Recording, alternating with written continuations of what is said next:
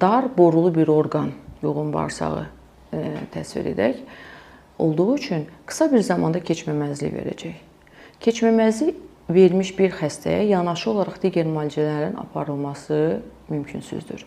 Ona görə öncə keçməməzlik aradan qaldırılacaq, daha sonra digər müalicələr, yəni kimyəvi dərman müalicəsi başlana bilər. Keçməməzlik ortaya çıxdıqda isə xəstələrdə bağırsaq öz fizioloji yoluna bərpa oluna bilmir. Onlarda bağırsaq dəri xaricinə stoma şəklində çıxarılır. Əgər stoma şəklində öz həyatını davam etmək istəmirsə pasientlər, onda keçməməzlik ortaya çıxmadan əməliyyat olunmalıdırlar.